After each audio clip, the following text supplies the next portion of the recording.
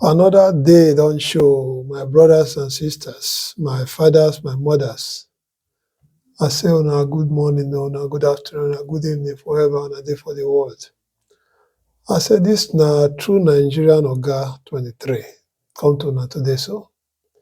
Make I tell una the story when it dey hot, when it dey burn my legs, make I no fit dey waka, no fit dey sleep. That's why I dey on this road every morning, every night, every afternoon. Because I don't know when I go wake up, they don't say my country. Nigeria today be like say dey one man pocket. Everybody go just wake up, they make laws. Everywhere they wake up again, they go say they go wan come out to do what they want. Well, a democracy be there, why not? Everybody are free to their freedom of speech. Everybody is free to come out and say what they want to say. Nothing dey happen and nothing really dey happen according to our leaders. That's why our leaders go get up. They go carry billions of naira, go wherever they want carry and go, and nothing dey happen, and nothing really dey happen. We Nigeria will say we don't tire. That's why we say many matter dey for court today. When they say they want to know wetin dey happen for all corners, everybody body dey hot. That's why our brother today they call about Abayomi Arabambi. This one he call himself, he say na him the Labour Party Functional National Publicity Secretary. Come out with another word again today, which I go call a bomb to the Labour Party. Say other Labour Party functions, they should not be recognized. They call police, make you arrest them. Apart from that, he still dey calls today say Peter Obi agitation not supported by law. Meaning that the Labour Party word when most Labour Party they say may they not swear our president-elect Bola Ahmed Tinubu on May the 29th. Say they swear say head go roll or whatever go happen. Say that one is unconstitutional. Say it's not supported by law. Begin they quote many laws when he thinks say na him dey right. And apart from that, the way until they talk the matter, it not be like saying a member of Labour Party anymore. From my opinion, it look like somebody when he be say he dey support a different party, because if your own brother or your own mama, they say you must die today or you must die tomorrow, or they call, make them put you for a cooler where you don't know, then it's a thing of question. So I think make I bring this one up to light so that all the obedient members, obedient followers, Labour Party followers, everybody in Labour Party, they open their eyes very well to look into this man case to see if he dey right or he dey wrong. Because I not be judge. But from my opinion, the way the man talk the matter, he look very serious, and it looks like he not dey talk like who dey with Labour Party leader Obi. So he's questioning. The way where he stands, from my opinion, he deserves to be questioned. Wetin dey go on? Where he dey? In a APC or in a Labour, from the other parties when he dey oppose Labour Party. So make una have a look and make una decide and to come and see whether me I dey wrong or whether where this man stand. I not dey criticize him and I not stand with him. I'm not a politician. I'm just a honest Nigerian who want to see the way forward. I thank una, make una have a look and make una decide. When I see the video, I go follow and make una make a decision to see wetin this man really dey talk, if not true or if not lie, or which part una think say this man dey support. Which part una think? Is he still a Labour Party member or is against the Labour Party? Make una look am and una decide. Una thank you. Good morning, Nigerians. This press conference is about certain individuals claiming to be members of Labour Party that are calling for the formation of an interim administration and claiming that they are against the swearing in of the president-elect as declared by the Independent National Electoral Commission. and the people behind it are Julius Abure, the former National Chairman of Labour Party, Kenneth Okonkwo, Obiora Ifo, and Dr. Tanko Yunusa, and we are calling for their arrest and prosecution by the Inspector General of Police for breach of peace and an act that will undermine the unity of Nigeria. Following series of agitation and call for the restraining the president-elect from being sworn in on May 29, 2023, Labour Party hereby allay the fears of Nigerians that the swearing in of the president-elect will not have an impact on the ongoing legal tussle in the president election tribunal involving our party, APC, and INEC. You will recall the television interview by the legal luminary, Chief Femi Falana, SAN, who explicitly posited the position of the law on the election matter at the tribunal, and Labour Party was in agreement with him because the issue had been properly dissected by the legal jurisprudence, who affirmed that the statement credited to Cardinal Onoyekon may not be feasible, as the current legal tussle may take more than 3 months before it could be finally disposed of. The Electoral Act and Constitution of Nigeria does not give room for vacuum. So whether the president-elect is sworn in or not, there is right to remove him legally if found that he was not duly elected, according to Chief Femi Falana. While citing one example, like the 2003 election of Peter Obi and Chris Igigi, Ahmed Dati, our current vice president candidate, and who got elected as a senator then, and Masari, the outgoing governor of Katsina. The judiciary played the role it was expected of it, and though they lost at the court, vacated their seat in spite of spending some time at the seat then. Mr. Peter Obi started afresh, likewise others, and that's why we're having staggered election in some states, including Anambra. Now let me now delve on the constitutional provision on when the president-elect may not be sworn in, so that most of us, the obedient family, Labour Party family, and the obedient, those calling for war in Nigeria, will know. Section 136, sub 1 of the 1999 Constitution as amended states, if the president-elect die before taking oath of allegiance and oath of office, the vice president will be sworn in as president. The vice president-elect, who is now the president, will nominate a new vice president with an approval of a simple majority of the joint sitting of both the Senate and the House of Reps.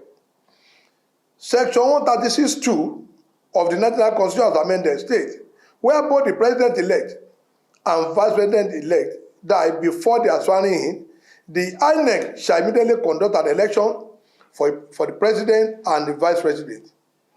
Now, constitutional provision on when there is a vacancy in the presidency.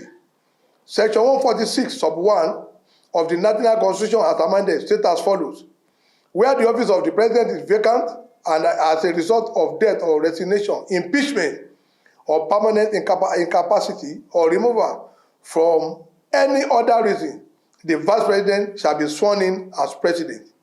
While section 146 sub 2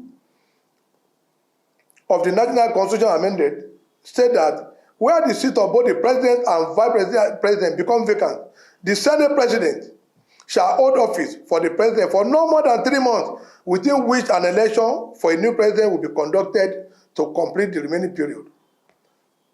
Section 146(3) of the same National Constitution as amended said, the new president elected shall nominate a vice president, who shall now nominate a vice president with the approval of the Senate and the House of Reps.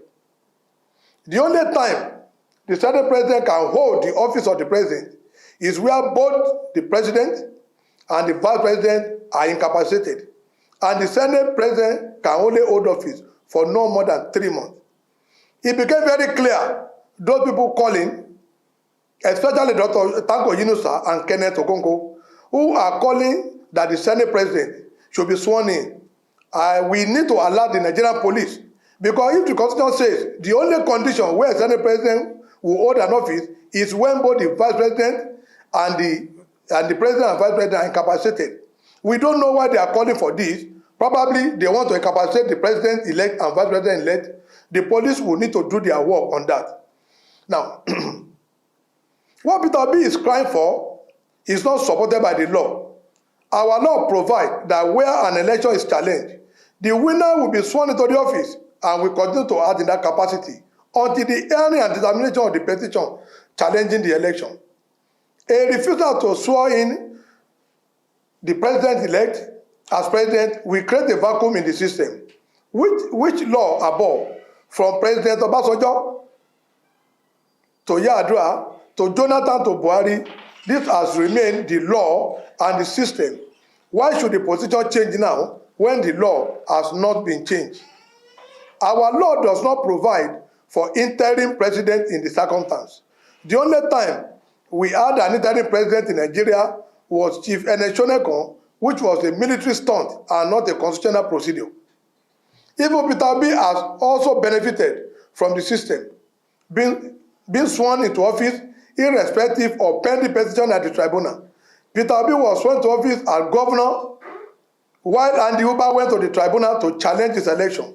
And at no time did anybody say an interim governor should be sworn in. The law has to be complied with, which is to swear in the president-elect. Even though we are not of the same party, but Labour Party believe in the rule of law, and such, that law must be complied with. If anybody wants to challenge the narrative, they will have to change the law, but with what we have now in our constitution today, their demands are not backed up by any law. It is null and void and of no confidence. It is misconceived and show a serious ignorance of the law. Labour Party therefore warn all the obedient, clandestinely parading themselves as LP member, and other obedient who may be agitating that the president-elect should not be sworn in to have a rethink, as Labour Party will not support any unlawful means of agitation or change of government violently. We cannot throw the baby away with the bathwater. The same election brought in our candidate who won in the last general election. We have so many House of Assembly, senators, and House of Reps. Now, who want to be judgmental must not be selective. Those who come to equity must come with clean hand. How can the election be discredited for a winner, but credible for the winner among members of the opposition party, including Labour Party? What we should be working for is how to suddenly review our election process, so we do have a winner who will be sworn in and who everybody will rally around. The Labour Party will continue to pursue our matter in court only lawfully with all vigor, whether Tinubu is sworn in or not. Finally, Labour Party presently want to announce to Nigeria that we are under the siege of political vampires, political buccaneers, predators, and emergency democrats, where some civilians in military camouflage want to conspire with the dictate of informing Nigeria to stage a coup d'etat against May 29 Nigeria. That we will not support. And we also want to challenge our presidential candidate that on a moral ground, he needed to be found on the side of law, because we must show to Nigeria that even if victory is given to us at the presidential election petition at the Court of Appeal or Supreme Court, other candidates will respect it. Therefore, once we want that candidate to respect the decision of the court in our favor, we must also respect the decision of court against us. Thank you very much. Now, also, there are certain situations going on, in Nigeria about the absence of our acting national chairman. We want to place it on record that because we are lawful and we do not want any skirmishes, Baba presently will now begin to appear in court on behalf of Labour Party, while our presidential candidate will now be standing in for himself as the presidential candidate. Because in that court, before election petition tribunal, what we have is Peter Obi and Labour Party. So for Labour Party, the only recognized body that will not be representing Labour Party is Alhaji Lamidi Apapa. Any other person there is an impostor, and this will now show to the whole world and the court that Baba Apapa Alhaji Lamidi Ababa is the national chairman of our party, and we shall now appear in court. And on any adjournment date now, Alhaji Lamidi Ababa, will come to court. Also, what we are now telling the Director General of Police is this: all these antics to surveillance Nigeria is being carried out at the headquarters of the Obidati campaign organization. It is not from Labour Party Secretariat. So the secretary should beam their searchlight on that party secretariat between now and May 29, so that the people will not conduct themselves in an act that like to call picture of peace in Nigeria. And I also want to warn or admonish with the opposition. Let me congratulate Governor Adeleke of Osun, the Senator Ademola Adeleke of Osun State, for his victory yesterday at the Supreme Court. But also at the same time, with the opposition, we need to be very careful, because no member of the opposition has ever now condemned the judiciary for giving victory, during that victory, to the PDP in Osun State. I didn't mean it went otherwise now. A lot of opposition parties will be crying wolf all around that, judiciary has compromised. We should stop insulting our judicial system. We should stop insulting our judges, simply because we only want opposition to celebrate when victory are given to us. It is very wrong. So, Senator Ademola Adeleke, Labour Party is congratulating you, and we wish you well, in your